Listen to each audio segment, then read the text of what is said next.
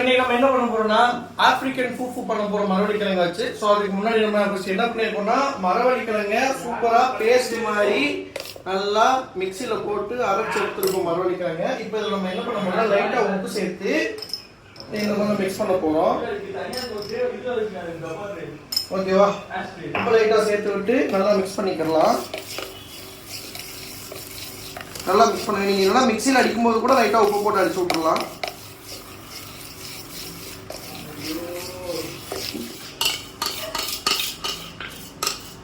இதுதான் நம்ம இப்போ சமைக்க போறோம். ஓகேவா? லைட்டா இதில் தண்ணியை சேர்த்து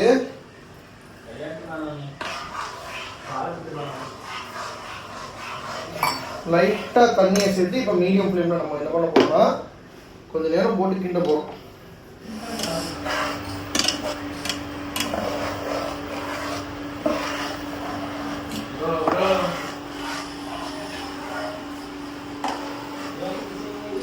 மெதுவாக கிண்டிகிட்டே இருக்கும்போது ஃபர்ஸ்ட் ஸ்டார்டிங் வந்து பார்த்தீங்கன்னா உங்களுக்கு லைட்டாக தான் இருக்கும்.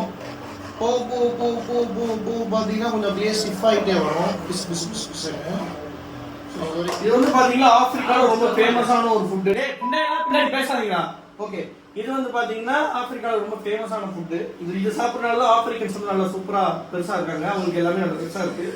பெரிய மாதிரி நம்மளும் ரெகுலராக சாப்பிட்டு நம்மளும் எல்லாத்தையும் பெருசாகிக்கலாம். உடம்பு சொன்னேன் நான். ஓகே, நான் சொல்லு கைஸ். கிண்டிகிட்டே இருக்கணும் கைஸ், நிறுத்தாம கிண்டிகிட்டே இருந்தீங்கன்னா கரெக்டாக வரும். எங்களுக்கே அது கரெக்டாக வருதா தெரியல. கரெக்டாக வருதுன்னா எங்களை பண்ணிச்சுக்கிறீங்க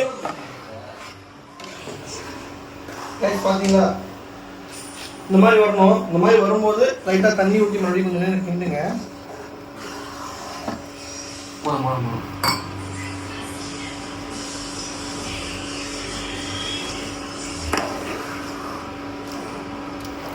அவ்வளோதான் கைஸ், ஃபூஃபு ரெடி ஆயிடுச்சு.